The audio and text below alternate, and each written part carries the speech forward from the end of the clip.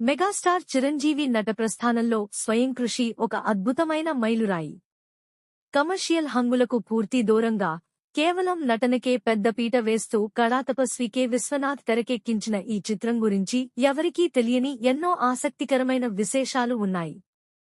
1987వ సంవత్సరంలో విడుదలైన ఈ సినిమాలో చిరంజీవి సాంబయ్య అనే చెప్పులు కుట్టే వ్యక్తి పాత్రలో అద్భుతంగా నటించారు. ఆ పాత్రలో పరకాయ ప్రవేశం చేయడానికి ఆయన ఏకంగా ఒక వారం రోజుల పాటు నిజమైన చెప్పులు కుట్టే కార్మికుల దగ్గర శిక్షణ పొందడం విశేషం. సూదితో తోలును ఎలా కుట్టాలి, దారాన్ని ఎలా లాగాలి అనే మెళకువలను నేర్చుకుని షూటింగ్ సమయంలో డూప్ లేకుండా స్వయంగా ఆ పని చేస్తూ యూనిట్ను ఆశ్చర్యపరిచారు. సినిమా షూటింగ్ సమయంలో చాలా సీన్లను సహజంగా ఉండాలని అసలైన వీధుల్లోనే చిత్రీకరించారు.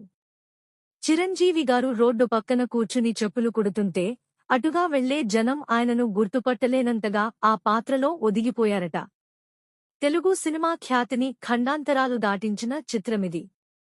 స్వయం కృషి రష్యన్ భాషలోకి డబ్ చేయబడటమే కాకుండా మాస్కో అంతర్జాతీయ చలనచిత్రోత్సవంలో ప్రదర్శించబడింది. ఒక తెలుగు హీరో సినిమా ఆ రోజుల్లోనే రష్యాలో విడుదల కావడం ఒక రికార్డు. ఈ సినిమాలో విజయశాంతి గంగ అనే పాత్రలో కనిపిస్తారు. కథలో భాగంగా ఆమె పాత్ర ట్యూబెక్టమీ ఆపరేషన్ చేయించుకుంటుంది. గ్లామర్ పాత్రలు చేసే ఆ రోజుల్లో ఒక హీరోయిన్ ఇలాంటి సాహసోపేతమైన నిర్ణయం తీసుకునే పాత్ర చేయడం అప్పట్లో పెద్ద సంచలనం సృష్టించింది. అలాగే ఈ సినిమాలో బ్రహ్మానందం గారు ఒక చిన్న పాత్రలో కనిపిస్తారు. నిజానికి చిరంజీవి గారే ఆయనలోని హాస్యాన్ని గుర్తించి విశ్వనాథ్ గారికి సిఫార్సు చేశారని చెబుతుంటారు. ఈ సినిమాకు గాను చిరంజీవి గారు తన కెరీర్లో మొదటిసారిగా ఉత్తమ నటుడిగా నంది అవార్డు అందుకున్నారు. కేవలం మాస్ హీరోగానే కాకుండా క్లాస్ ప్రేక్షకులను కూడా మెప్పించగలనని ఆయన ఈ చిత్రంతో నిరూపించారు.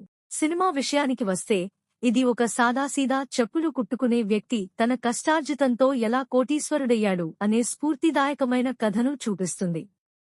సాంబయ్య తన అక్క కొడుకును ప్రయోజకుడిని చేయడమే ధ్యేయంగా బతుకుతుంటాడు. ఆ క్రమంలో భార్య గంగ ఇచ్చే మద్దతు, వారిద్దరి మధ్య ఉండే అనుబంధం గుండెలను హత్తుకుంటుంది. మనిషి ఎంత ఎదిగినా తన మూలాలను మర్చిపోకూడదని ఈ సినిమా గొప్ప సందేశాన్ని ఇస్తుంది.